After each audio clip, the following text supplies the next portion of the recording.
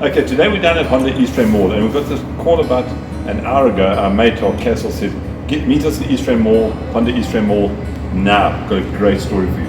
Cas, come here. Yeah. Hey, my boots. I'm good at this. Nice to see you again. Yeah, nice I to see you. just like my stomach too.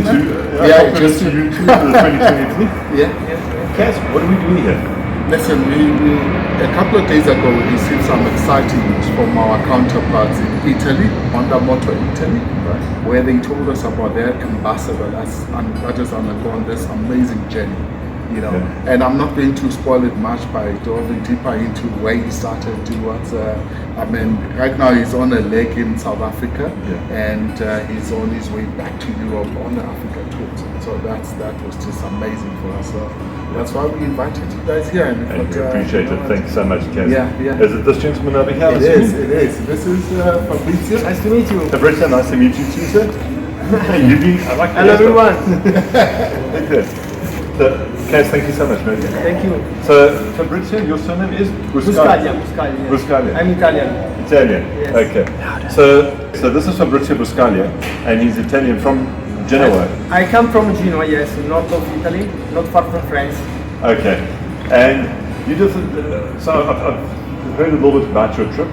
You've done a little bit. You bought you bought your Africa Twin brand new. Brand new, just to ride cup to cup from NordKapp to Cape Town, to Cape Agulhas. Okay. So the northmost point of Europe, which is NordKapp, over the Arctic Circle, and then to Cape Agulhas, the southern. So you went from the most northern part of Europe to the most southern part of Africa. Yes, when I was in NordKapp it was May, and it was very, very cold with ice and snow on the ground, yes. So and you didn't ride with this kind of kit on? Yes, but in winter style. Same stuff, but winter style. And I believe you wild camped in Europe. Yes, I love to, this is adventure bike, I love the adventure, so wet camp is more adventure. Okay. So I love to sleep in the tent, in the food, it's a very... And you go hunt for your own food and grow your own vegetables and... Yes, also. Why not? Okay. And then from there you came across the Mediterranean into Africa. Where did you cross into Africa? Yes, I crossed all the way to Spain, to Tarifa, which is the most southern point of Europe. And you can see, from Tarifa you can see Africa. You can see Morocco coast, yes. I took a ferry for just an hour, because it's very close. And I went to Tangier and started the way down to the western coast of Africa. So I crossed Morocco, Mauritania, Senegal, Conakry, Ghana, Togo, Benin, Nigeria, Cameroon, Congo, Angola, Namibia, and South Africa. Okay, now I have to ask you, did you wild camp in Africa? Yes, I did in Guinea, Guinea Conakry, and I did in Cameroon. Not more, because it's more tricky to camp in Africa. Yeah, a lot of people everywhere. If you walk in the woods in the night, you find someone. Now, a lot of people, it's also one of the reasons that they stopped doing the Paris-Dakar in Africa, was because there's a lot of security concerns. Did you feel unsafe at any point in Africa, or were you happy the whole way through? It was fine. Of course, it's not Europe, it's really different, but with the opens it was fine. Riding only in the day, because roads are dangerous the most. Yeah, no, sure. People is fine. We live in Africa. Lots of people have me many times, always smiling. I love it, Africa, all the time. And that's what a lot of people say. Africa is one of the most friendliest places you can go. So some of the concerns are a little bit over-exaggerated about the security, but there are security concerns anywhere in the world. But you talk about the condition of the roads and potholes and that kind of stuff. Yes, for me, that's why you didn't ride at night. For me, the most of danger was the road, not the people. Okay. The people was very friendly and helpful. So no problems with the people. Also, when I crossed Nigeria, I was fine. And, you said you spent a bit of time in Nigeria with one of the biking communities. Yes. Bikers community in Nigeria is very strong and gave me a lot of help. And I spent time with a guy from Lagos, which has a school, a motorcycle school. So we rode around the Lagos area for a week, and then we went to Port Harcourt for a bike event. Okay. It was so fun. How many people were there? A lot of people from everywhere. I don't know, but a lot of people from everywhere. Okay. In Nigeria, yes. And the most popular bike you saw in Africa? This one. The Honda 125 Ace, the CB125 Ace. Yes. 60. Yes. Yeah. When I went in Nigeria, something changed. Okay. No more motorcycle taxis, so something is different here. Okay. Namibia, I told you Nigeria. Yeah. No, so no. You mean I want to say Namibia. Okay. Sorry. No problem. Namibia and South Africa are different. Are more like Europe. Oh, is it? Yes, more like Europe. Okay, so more bigger bikes. Angola, Congo, Nigeria is different. Okay. And then an average day in the saddle, how many hours more or less would you spend in the saddle a day? How many kilometers would you cover? It depends day by day. In Europe, I spend also 12 hours on the bike, but here in Africa it's different because it's more stressful. Because the road condition is not good. Sometimes, especially in Nigeria, sand of the road, potholes, dangerous, motorcycles that come everywhere without so in this condition, like 7-8 hours is the maximum time, yes. Okay, but you also need a little bit of rest time and etc. Yes. How did you find the off-road riding in South Africa? Yes. You did a bit of off-road riding as well? In South Africa? Well, in Africa, sorry. In Africa, I rode in off-road 300 kilometers in Ivory Coast on Thai National Park, and it was very tricky because it was raining a lot. And the road was full of mud and water bottles, and it was very, very difficult for me. Yes. And after I rode the crossing of the Cameroon, that was completely off-road across the Far National Park. All right. Yes. Okay. I had to ride north of Nigeria because it's not possible to cross the border, the southern part of the region, because many troubles between Cameroon and Nigeria. So I rode that area, that is Boko Haram area. Yeah. So it's red zone for Boko Haram. Yeah. Okay. But so it was fine. It was yeah. fine. I was lucky, and everything was fine. It was just tricky to cross the sand, almost 200-300 kilometers. In sand? 2 days, yes, sand, yes, deep With, sand. with a heavy laden bike like Yes, this? well, it was dry season, so Yeah. it was sand. Okay. It was sand. The mud was sand. And I asked the local people, I paid the taxi to show me where to go, because no roads. Okay. So without the locals... So Google Maps and Waze and that doesn't work? No Google Maps. Okay, now my next question is, traveling through Africa and a lot of the more remote areas, finding things like clean drinking water, clean fuel for your motorcycle. I found water everywhere, in the bottles. Okay, so you found bottled water everywhere, no problem? Yes. And fuel? And fuel also, there was some issues in the north part of Nigeria because it was Christmas time, so no fuel, and in Congo, Brazil, no fuel, but the most was for because the country imposed low price of fuel, so the gas station say we don't have the fuel, but we have to maybe have, but they sell to the black market. Okay. But I was scared to sell the fuel for the black market because they put the fuel in the bottles. Sometimes the bottles are dirty, it's an action bike, so it can be dangerous for my motorcycle. So I tried to convince the guys from the gas station to sell me the fuel anyway, and this worked. Okay. It was not easy, but I had the fuel to go to Point Noir, and after Point Noir was fine.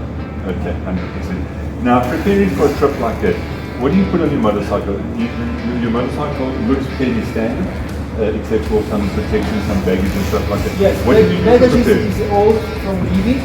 This is Canyon, this is Saddlebag, this is the engine protection from Vivi, this is the bag for the tank from Vivi. And the bike is, the name is a stock bike. So the seat is stock, everything is stock. I have some parts like this, for the off-road, it's protection for the off-road. Okay. But the bike is completely stopped. Okay, so you change your mirrors and anything mounted Yes, just GoPros mirrors, yes. and cameras and Because anything. if you drop the bike, it's mirrored properly. Yeah. So you can you don't throw. Yeah, okay. Alright. So you didn't do any fancy modifications, you just pumped No, your no. standard African Twin, put a bit of crash protection, put a bit of luggage, For me, and hit the road. the best for traveling overland is to Yeah. keep the motorcycle stop. Okay. Because when you change something in the engine, some preparation, sometimes Yeah. it's not good. Okay. Yes. And then, This bike is ready to travel the world. well, When you come out of When it comes out the factory. you can travel the world. okay. So how did the bike, with all the luggage and etc. like that, handle the mud and the thick sand that you're talking I about? love this bike because this bike can handle a lot of weight. Okay. You know, I'm a blogger, so I have a lot of media stuff, Okay. a lot of weight extra.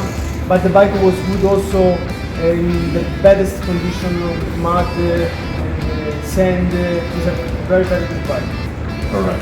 Many people say this is heavy bike, but this bike can ride really, really bad roads. So you can ride really bad roads with it, and then on the tarmac, how did it cruise? Could you sit at good speeds, you could corner nicely? I was going slow. Did it? Yes, because I was enjoying Enjoying the scenery. Yeah, Okay. scenery, yeah. Right. Okay, so now you left NordKapp, you went from Genoa up to NordKapp, was about 10,000 kilometers or something like that? I Yes, believe? yes. And then from with the way back, yes. Yeah, okay. And then NordKapp, you came all the way down, back through Europe, and then all the way down through Africa, Yes, through Cape Agulhas. from Italy to Cape Agulhas, I rode almost 20,000 kilometers. Alright, that's Yes. quite a route, and that took you how many weeks, how many months? 2 months and a half. 2.5 months. Yes. Okay, and you've really, like I said, you've really been down there. Now your plan was to fly back to from Cape Town back to Genoa. Yes, Okay. but I love it so much Africa, so I wanna come back with my motorcycle. Alright, so I wanna ride the other side of Africa, this side, and come back here with my motorcycle. I don't wanna fly there with motorcycle because you know, as an overlander, I don't like to fly. yeah, I like to see every single meter of this app. and you enjoy experiencing the culture, the country, Of course. see the countryside. This is the etc. main reason of my travel. Have you had any interesting experiences? Some funny stories, some exciting, some frightening stories? You're telling me that you damaged the rear wheels and Oh the yes, potholes yes, a lot, yes. When I was after the crossing Nigeria to Cameroon, that was very difficult and stressful for me. I was relaxing because I found the tarred road. Yeah. So I was relaxing and speeding, and with the sun on my face, and I took bad photos, deep photos. So I had a bad crash on the rear wheel, Okay. and I stopped to check what's happened because the crash was very bad. And I saw I got a damage on the rear wheel. Okay. So I was losing pressure, Right. and I was in the middle of villages. So Yeah. no gas station, no place where to inflate the tire. So I had with me 2 pumps, electronic. I used all the batteries. I went Okay. to the biggest city Yeah. in Cameroon. And I found our hotel, and the battery were like empty. So I was lucky to make it to the hotels in the big city. And the day after, I was going around and I found a shop a tire shop to get a reparation. Okay. So we put the wheel in the fire, and after the hammer, we fixed it. So that's a natural. Yes. Yeah. So now we're here at Honda East Rand Mall in Joburg, or Boksburg actually. Your bike is being serviced. You go, as soon as the bike is ready, you're heading back up through Botswana, then you hit the Yes, East I Coast. love the help of the Honda South Africa, and I say thank you guys, because without this help I couldn't come back to Italy. Oh, is it? Yes. Because Okay. I need a good service, a professional service. Right. Yes. So earlier you said, and you brought us to the right place. Yes, Newcastle, I see. tip top. You said earlier that you are a blogger, Yes. etc. Where can anybody that wants to follow your journey? Where can Yes, you Instagram, can Facebook, find me YouTube? as the Fabri Rock. You can see here, Fabri Rock. Right. Everywhere, Instagram, YouTube, and Facebook as well. And in Italy, in YouTube especially, I say I'm your eyes, because many people write me in social media that oh, you are my eyes because I can travel. For some reason they can't travel. So I say I'm your eyes. I show you the reality. I show you the real Africa. I didn't now. I don't have all the videos about this trip on my channel, but I have like all the videos all the way to Ivory Coast. So people are saying, oh, is this Africa? Oh, it's beautiful. Oh, people are good. So I show the reality. You know, sometimes media are not 100% real. They show what they want. Okay, so you show your actual experience. Yes, I want to show the reality of the people, normal people. Normal people, no government, no politician, something like that. Yes, normal people. Have you met any other travelers like yourself on the road? Yes, a lot. And have you traveled sections with them? There is a board of overlanders, so we help each other. We share information. We also have an app for the phone. It's iOverlander. We share about hotels, about borders, about the roads, all the stuff that overlander needs. So you just open the map, you see what overlanders post, and you find all the information.